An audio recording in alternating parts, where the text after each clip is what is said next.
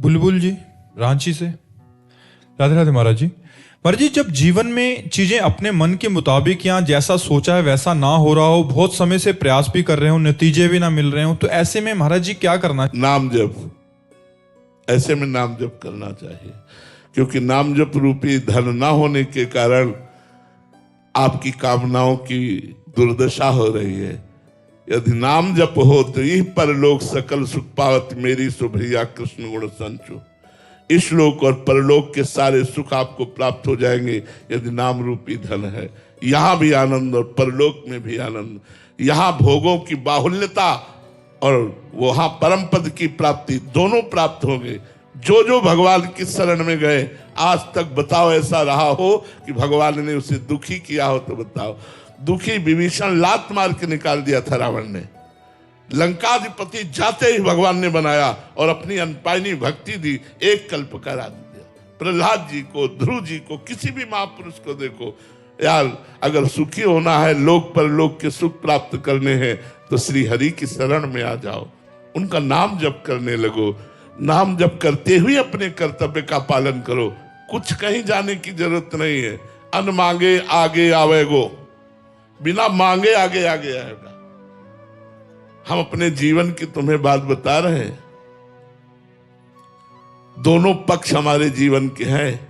एक पक्ष ऐसा है कि कई दिन जब भोजन नहीं मिला, निमुआ घाट के पास आए, गंगा किनारे किनारे, तो कई दिन भोजन नहीं मिला तो भूख मिटाने के लिए बालू खाए। ऐसे बालू मुंह में रख के गंगा जल से उतारा कि कुछ तो पेट में जाए, मालिक की शरण में हो जाए तो सब। यार गोस्वामी जी के सामने जब अकबर बादशाह ने ताज उतार के रखा ना, तब गोस्वामी जी ने यही कहा, जब राम का नहीं था तो टुकड़ों के लिए भटकता था, आज राम का हो तो बादशाह ताज उतार के।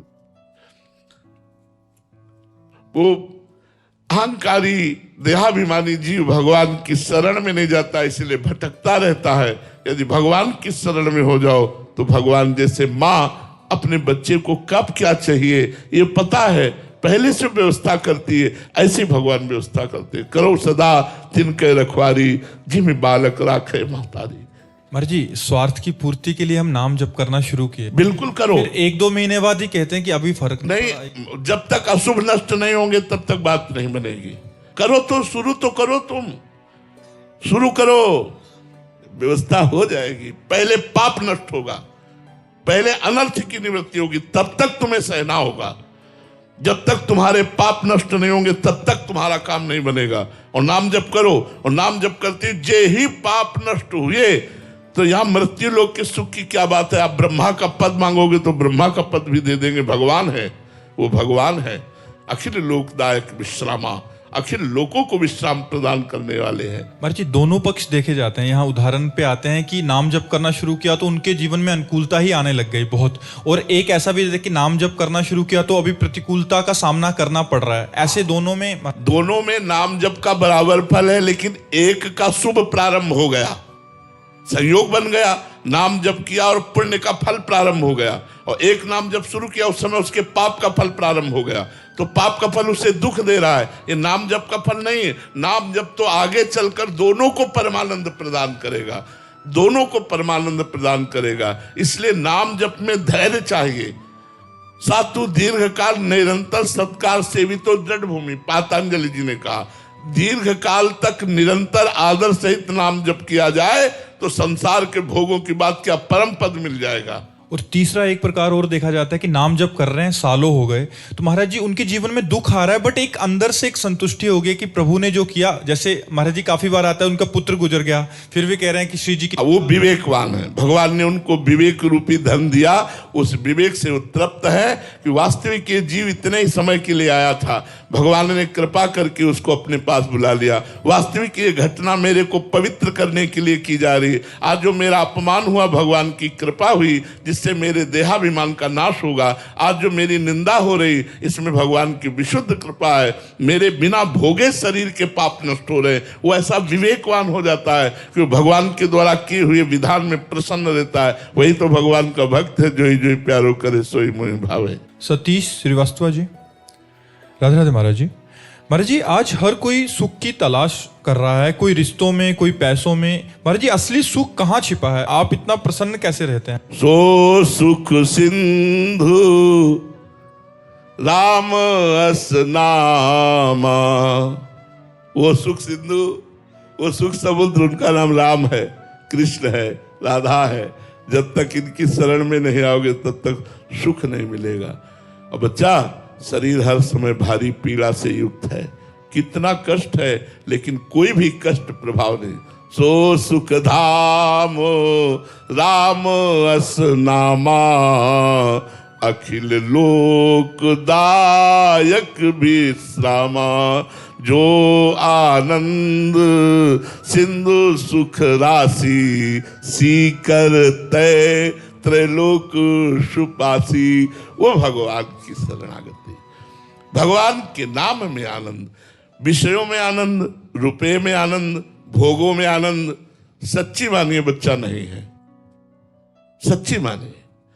जिनके हजारों रानियां थी, जो चक्रवर्ती सम्राट थे, जो भोगों में ही खेलते रहते थे, उन्होंने आखिरी परिणाम में यही निकाला कि मैं अतृप्त हूं। ये भोग वासना आज भी जला रही है। बिना भगवान की शरण में गए इसकी शांति नहीं। महाराज ये आती जैसे जो धर्मात्मा नरपति हुए हैं, उन्होंने अपना अनुभव भागवत आदि शास्त्रों में वर्णन किया।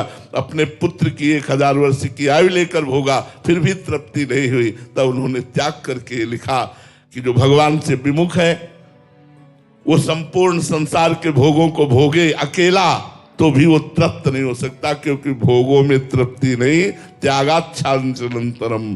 भोगों का त्याग करके जो भगवान में चित्त लगाए वो आनंदित रहते। हर समय बच्चा एक अलौकिक आनंद रहता है, हृदय में एक अद्भुत सुख रहता है, जिस सुख में सब ये भोग दुख ये दोनों मिट जाते हैं। भोग सुख और दुख दोनों मिट जाते हैं। देखने में लगेगा कि संसारी आदमी जैसा उसका आचरण है, खेलना कूदना खाना पीना, लेकिन ये सब मायाकृत कार्यों से वो हर समय परे रहता है। वो चिदानंद तत्व में स्थित रहता है, जो भगवान की आराधना करता है। बाहरी लक्षणों से नहीं पहचाना जा सकता कौन चिदानंद में स्थित है। प्रिंस जैन जी फरीदाबाद से। राधे राधे महाराज जी। महाराज जी हम मुख से तो कहते हैं कि हम प्रिया प्रीतम के हैं, पर विपत्ति आने पर मन विचलित सा हो जाता है। पूर्ण शरणागति कैसे प्राप्त हो? हम अपने जीवन की चिंता छोड़कर उन्हें ही अपना सब भार समर्पित कर दें। जब तक हम संतों का संग नहीं करते, उनकी बताई हुई साधना पद्धति से नहीं चलते, तब तक हमारा मन निर्मल नहीं होता। और प्यारे, निर्मल मन के बिना हम वाणी से कुछ भी कहते रहे, वो चेष्टाएं गंदी ही कराता रहेगा, मलिन ही कराता रहेगा, भगवत विमुख ही चेष्टाएं कराता रहेगा। सारी साधना मन को पवित्र करने के लिए है। मन तभी पवित्र होता है जब हम किसी संत सदगुरु के चरणों का आश्रय लेकर उनके द्वारा बताई हुई साधना से चलते हैं, उनके अधीन रहते हैं। चाहे गृहस्थ हो, चाहे विरक्त हो, जो अपने गुरु के अधीन नहीं है, मन उसके अधीन कभी हो ही नहीं सकता। मन उसके अधीन नहीं हो सकता। जो गुरु के अधीन है उसी के अधीन मन है, और जिसके अधीन मन है वही भगवान की सन्मुखता प्राप्त करता है। और जे ही भगवान के सन्मुख हुआ तो सन्मुख होए जीव मोहि जबहि, जन्म कोटि अगनाश होते हैं। करोड़ों जन्मों के पाप भस्म हो जाते हैं, और निर्मल महात्मा मन वचन कर्म से भगवान का शरणागत हो जाता है। चाहे वो पैंट शर्ट में हो, चाहे वो बैरागी वेश में हो, वो महात्मा ही कहलाने योग्य है, जो मन वचन कर्म से भगवान की शरण में होकर भगवान की उपासना के हेतु भले लोक व्यवहार के कार्य करता है, लेकिन वो परमात्मा को प्रसन्न करने के लिए शरणागति पुष्ट तभी होती है जब भगवत प्रेमी महात्माओं की पहले शरण ली जाए, पहले गुरुदेव की शरण ली जाए, तब वहां से हमारी शरणागति प्रारंभ होती। वो हमें शरणागति करेंगे। हमारी सामर्थ्य शरणागत भी होने की नहीं है। हम वाणी से कुछ बोलते हैं, मन से कुछ सोचते हैं, क्रियाओं से कुछ करते हैं। जब मन वचन और कर्म से यदि एक होना है तो किसी सदगुरु की शरण लो और उसके अनुसार चला जाए। यश